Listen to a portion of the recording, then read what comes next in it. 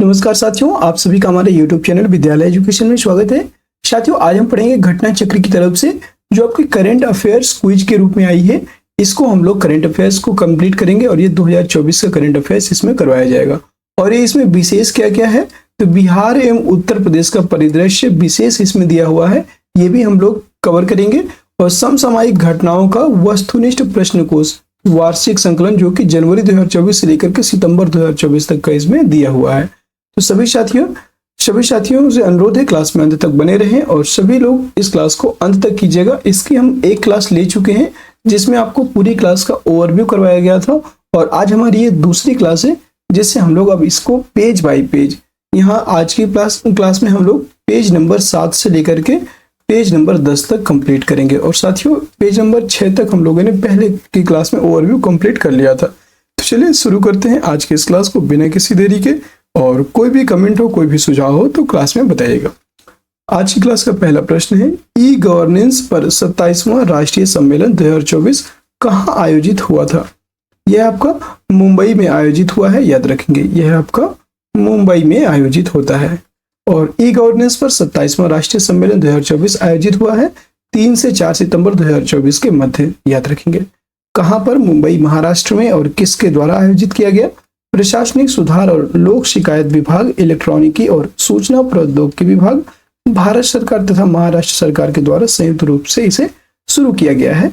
इसमें मुख्य विषय के रूप में था विकसित भारतः सुरक्षितम और सतत ई सेवा वितरण, याद रखेंगे, सतत ई सेवा वितरण इसका मुख्य विषय रहा है। अगले प्रश्न की तरफ चलेंगे। निम्नलिखित कथनों पर विचार कीजिए।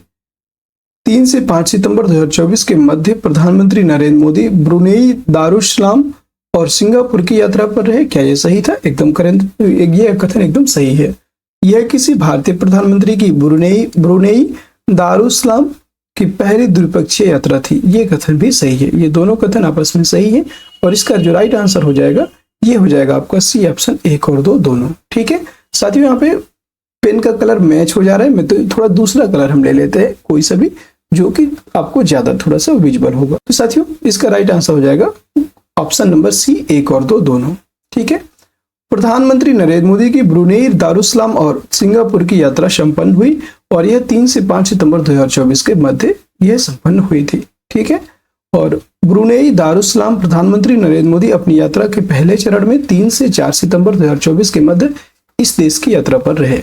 यह किसी भारतीय प्रधानमंत्री की ब्रुनेई, दारुसलाम की पहली द्विपक्षीय यात्रा रही और इसलिए पहली बार हुआ है।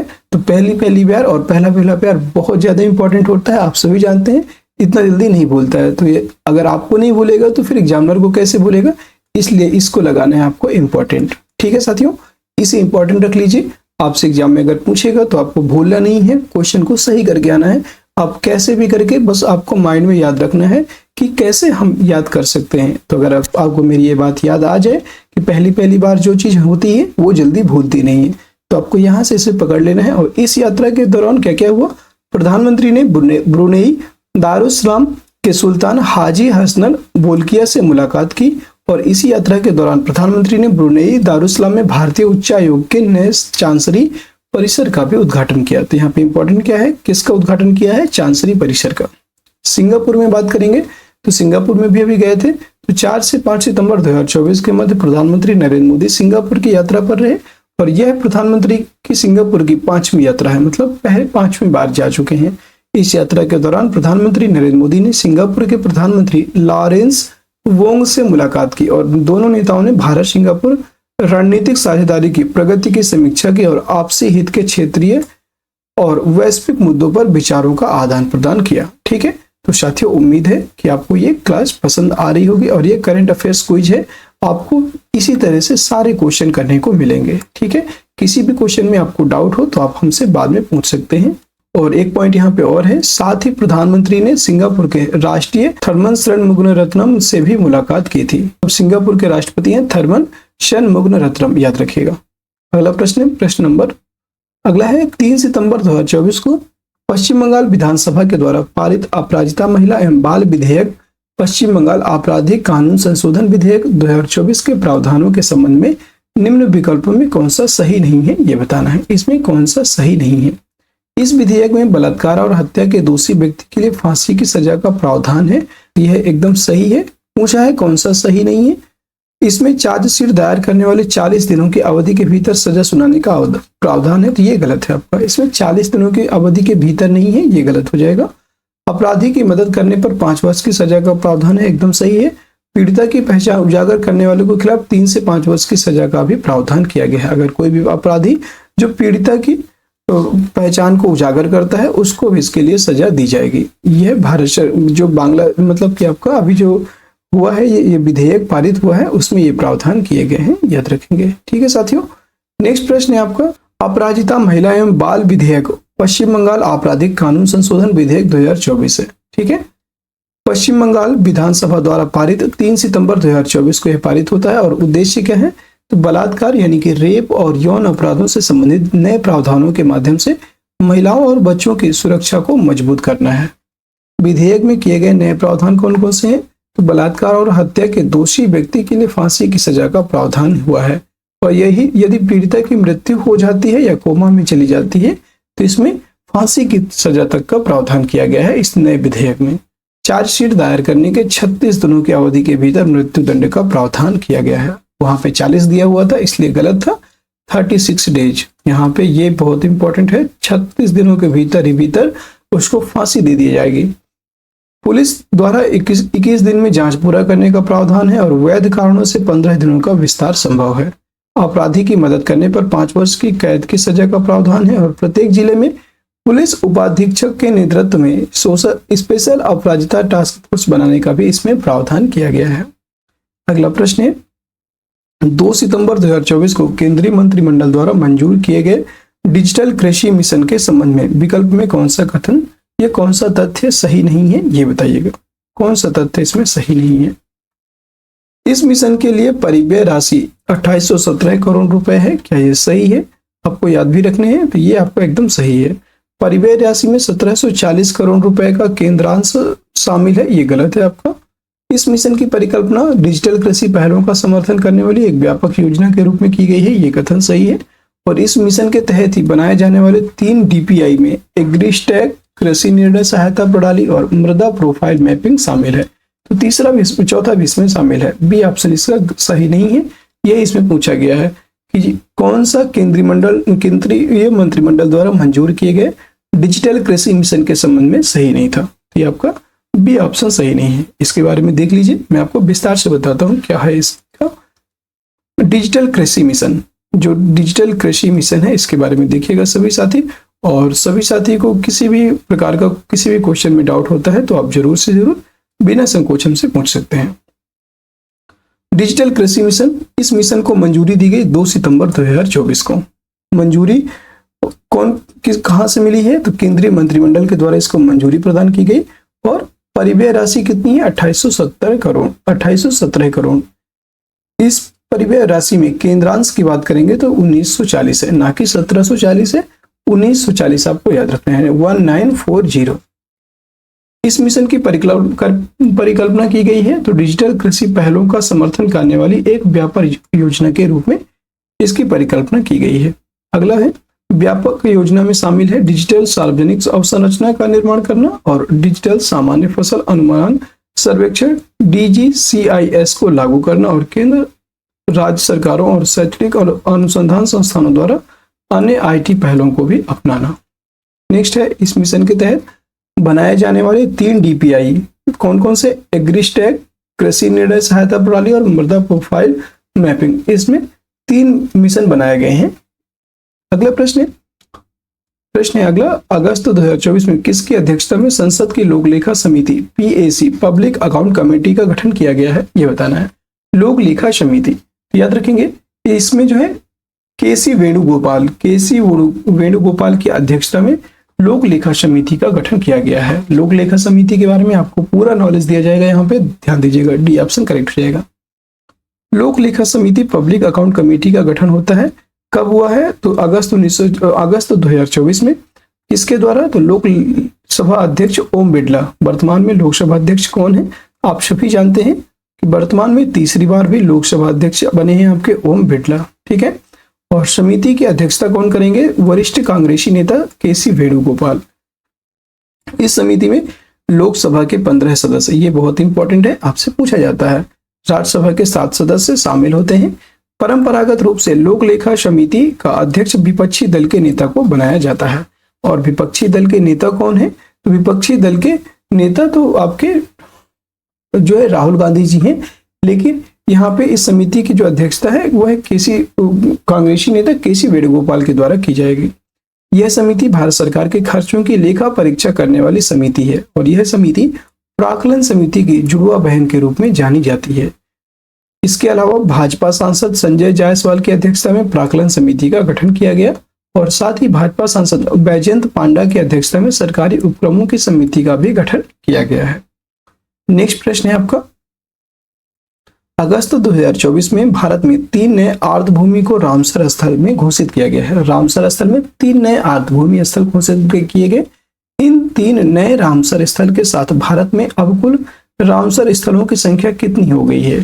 तो याद रखेंगे, अभी इसके पहले अगस्त तक आपके 82 थे, अगस्त तक 82 थे और इसमें 3 और ऐड हो जाएंगे तो कितने हो जाएंगे? 85 हो जाएंगे। तो आपका डी ऑप्शन करेक्ट हो जाएगा 85। 81 82 आपको पहले पढ़ा चुके हैं, जो पहले करंट अफेयर्स की क्लासें हम लोगों ने की थी उनमें मैंने आपको 81 और 82 के बारे में पढ़ा चुके हैं, लेकिन अभी तक इस जो आपके 84 85 86 हैं इनके बारे में पढ़ाया नहीं था। आपको ये जरूर बता दिया था कि 85 रामसर साइट हो चुकी हैं। ठीक है, आज इसके बारे में आप सभी लोग ध्यान से देख लीजिएगा। भारत में 3 नए रामसर स्थल कौन कौन से हैं? 3 नए आर्द्रभूमि को रामसर स्थल घोषित किया गया अगस्त 2024 में। घोषित 3 नए रामसर स्थल है तमिलनाडु में स्थित नंजरायन पक्षी अभयारण्य तथा काजूवेली पक्षी अभयारण्य और मध्य प्रदेश में स्थित तवा जलाशय। ये आपके 3 नए रामसर स्थल घोषित किया गया है। तवा जलाशय भी आपका एमपी का जो है इसको नए रामसर स्थल में घोषित किया गया है। वर्तमान में भारत में कुल रामसर स्थलों की संख्या 85 हो गई है। भारत में सर्वाधिक रामसर स्थल है आपके तमिलनाडु में, जिनकी संख्या है 18। इनसे रिलेटेड स्टैटिक चीजें देख लीजिए, बहुत इंपॉर्टेंट होगा आपके लिए। प्रथम भारतीय रामसर स्थल कौन सा है? पहला भारतीय रामसर स्थल है आपका केवलादेव राष्ट्रीय उद्यान, जो कि राजस्थान का है, और चिल्का झील उड़ीसा की वर्ष 1981 में इनको रामसर स्थल में शामिल किया गया था।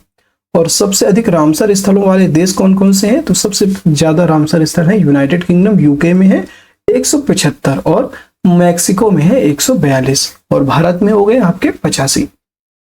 अगला प्रश्न है आपका, एकीकृत पेंशन योजना यूपीएस। अभी यूपीएस के बारे में बहुत सारी चर्चाएं चल रही थी जब यूपीएस के बारे में सरकार ने कानून लाया था। और आज देख लीजिए यूपीएस से अभी तक अगर आपने नहीं पढ़ा है, अगर आपने पढ़ा भी है तो कैसे क्वेश्चन बनेगा ये भी आप एक बार जरूर देख लीजिए। आपके यूपीपीसीएस या आपका बीपीएससी जो आपका प्री है, बीपीएससी टीचर, या किसी भी एग्जाम में यहाँ से क्वेश्चन बनने की प्रबल संभावना है। 25 अगस्त 2024 को केंद्रीय मंत्रिमंडल ने एकीकृत पेंशन योजना यूपीएस को मंजूरी प्रदान की। क्या यह सही है? ये गलत है आपका, ये गलत है। क्यों गलत है, मैंने इसके बारे में भी बताना है। इस योजना के तहत 25 वर्ष की न्यूनतम अर्हक सेवा के लिए सेवानिवृत्ति से पहले अंतिम 12 महीनों में प्राप्त औसत मूल वेतन का 50% सुनिश्चित पेंशन के रूप में प्रदान किया जाएगा और यह वेतन न्यूनतम 10 वर्ष की सेवा अवधि के लिए आनुपातिक होगा। ये कथन आपका एकदम सही है। इससे पूछा है कौन से कथन सही है, तो केवल दो इसमें सही है। क्या है एकीकृत पेंशन योजना, इसके बारे में संपूर्ण जानकारी ले लीजिए। एकीकृत पेंशन योजना इसी को बोलते हैं यूपीएस। इसका फुल फॉर्म क्या है यूपीएस का? Unified payment scheme, unified pension scheme इसका फुल फॉर्म है। ठीक है, मंजूरी कब मिली? 24 अगस्त 2024 को। यहाँ पे क्या दिया हुआ है? ये यहाँ पे 25 अगस्त दिया हुआ है, इसलिए ये गलत हो गया था। ठीक है, आपको डेट जरूर याद रखनी है। 24 अगस्त 2024 को यूपीएस को इसको मंजूरी मिली और एक केंद्रीय मंत्रिमंडल के द्वारा इसको मंजूरी दी गई। सुनिश्चित पेंशन योजना 25 वर्ष की न्यूनतम अर्हक सेवा के लिए सेवानिवृत्ति से पूर्व अंतिम 12 महीनों में प्राप्त औसत मूल वेतन का 50% इसमें मिलेगा और यह वेतन न्यूनतम 10 वर्ष की सेवा अवधि के लिए आनुपातिक होगा। सुनिश्चित पारिवारिक पेंशन में कर्मचारी की मृत्यु से ठीक पहले उसकी पेंशन का 60% मिलेगा और सुनिश्चित न्यूनतम पेंशन न्यूनतम 10 वर्ष की सेवा के बाद सेवानिवृत्ति पर 10,000 रुपये प्रति माह मिलेगी। महंगाई सूचकांक की बात करेंगे तो सुनिश्चित पेंशन पर, सुनिश्चित पारिवारिक पेंशन पर और सुनिश्चित न्यूनतम पेंशन पर प्रदत्त किया जाएगा।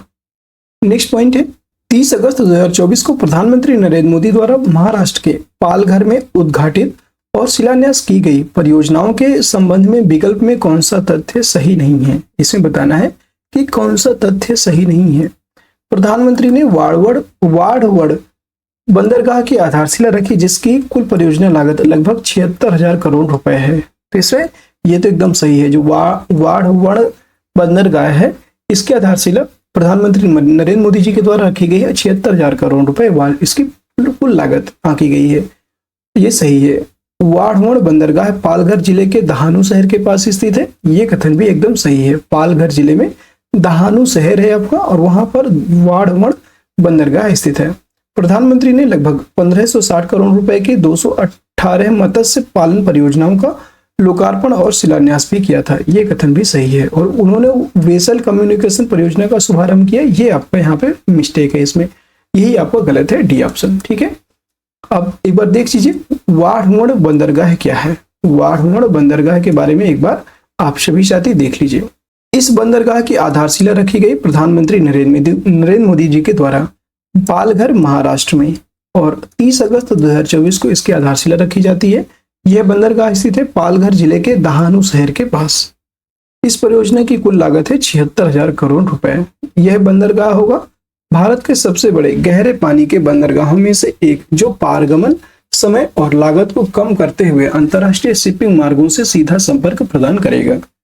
अगला पॉइंट है इसमें, इस अवसर पर प्रधानमंत्री ने लोकार्पण और शिलान्यास किया और 218 मत्स्य पालन परियोजनाओं का यहाँ पे लोकार्पण और शिलान्यास किया गया।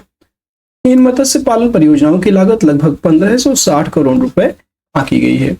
प्रधानमंत्री ने शुभारंभ किया national roll out of vessel communication and support system का। याद रखेंगे, national roll out of vessel communication and support system, इसी में प्रधानमंत्री ने इसका भी शुभारंभ किया था और इस परियोजना की लागत है लगभग 360 करोड़ रुपए। अगला प्रश्न है आपका, बायो E3 मतलब E3 से क्या तात्पर्य है? तो अर्थव्यवस्था, पर्यावरण और रोजगार। ठीक है, अर्थव्यवस्था, पर्यावरण और रोजगार के लिए जैव प्रौद्योगिकी नीति के संबंध में निम्न कथनों पर विचार कीजिए। 24 अगस्त 2024 को केंद्रीय मंत्रिमंडल द्वारा बायो E3 अर्थव्यवस्था, पर्यावरण और रोजगार के लिए जैव प्रौद्योगिकी नीति मंजूर की गई। क्या यह सही है? यस, एकदम सही है। फिर है आपका, इस नीति के मुख्य विशेषताओं में विषयगत क्षेत्रों में अनुसंधान एवं विकास तथा उद्यमिता को नवाचार संचालित करने में समर्थन मिला। ये कथन हम भी आपका सही है।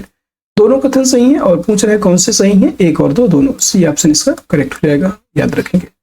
इसके बारे में आप लोग ध्यान से देख लीजिएगा।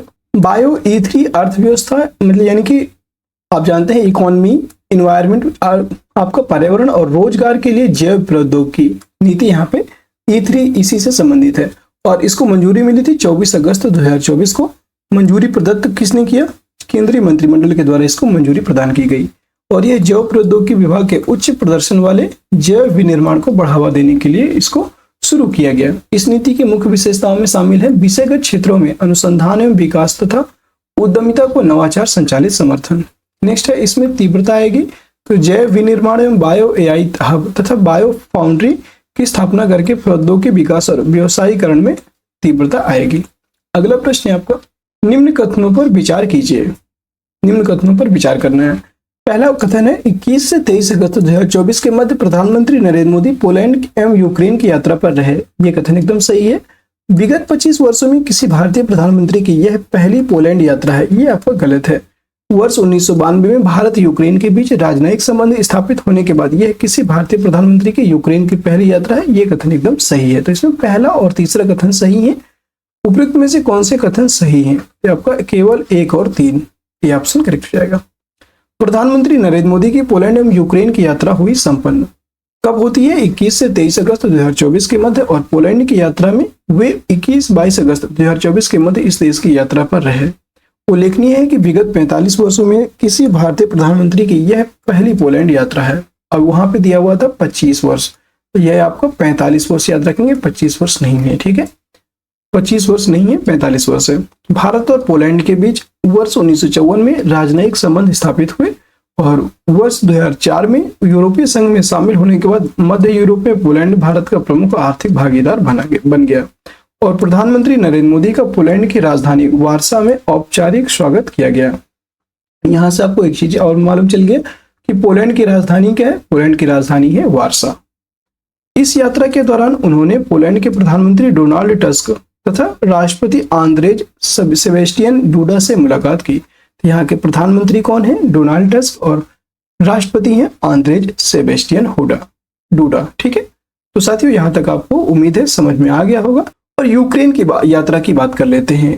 प्रधानमंत्री नरेंद्र मोदी जी के द्वारा यूक्रेन की भी यात्रा की गई है, तो यहाँ पे यूक्रेन की यात्रा के बारे में एक बार देख लीजिए। यूक्रेन की यात्रा भी प्रधानमंत्री नरेंद्र मोदी जी के द्वारा की गई। इसके बाद प्रधानमंत्री नरेंद्र मोदी ने 23 अगस्त 2024 को यूक्रेन की यात्रा पर रहे।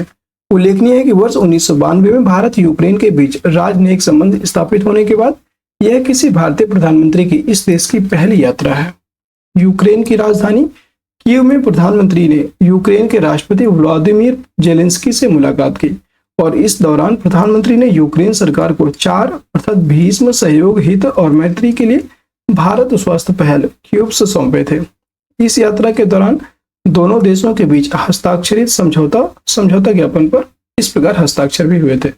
कृषि एवं खाद्य उद्योग के क्षेत्र में सहयोग पर समझौता होगा। चिकित्सा उत्पाद विनियमन के क्षेत्र में जो चिकित्सा उत्पाद विनियमन के क्षेत्र में सहयोग पर समझौता ज्ञापन किया जाएगा।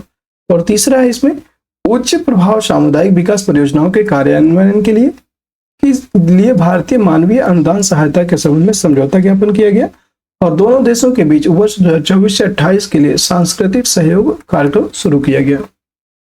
अगला प्रश्न है, अगस्त 2024 में किसने चिकित्सा से संबंधित पेशेवरों की सुरक्षा हेतु 10 सदस्यीय राष्ट्रीय कार्यबल NTF गठित किया?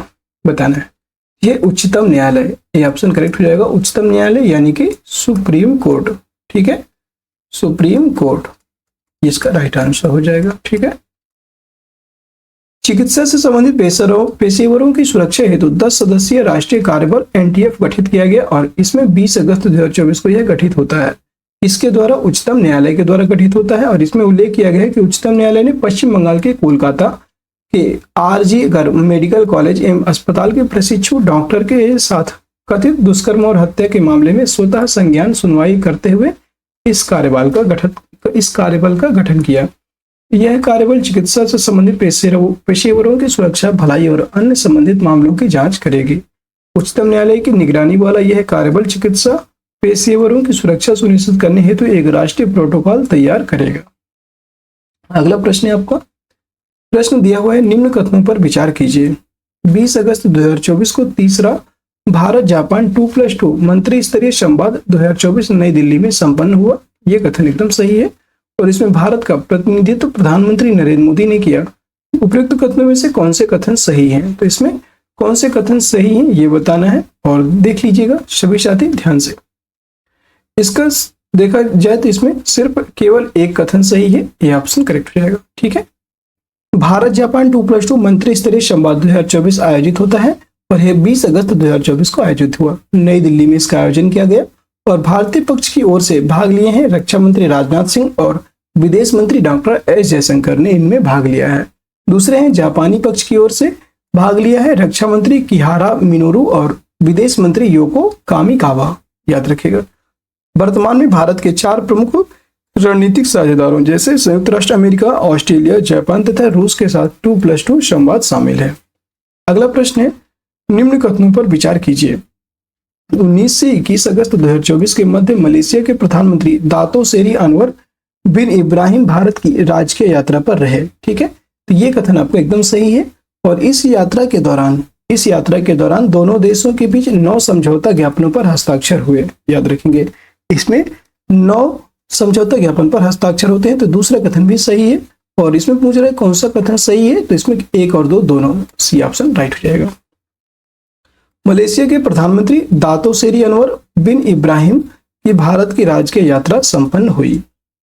कब संपन्न होती है? 19 से 21 अगस्त 2024 के मध्य और प्रधानमंत्री के रूप में यह उनकी पहली भारत यात्रा थी।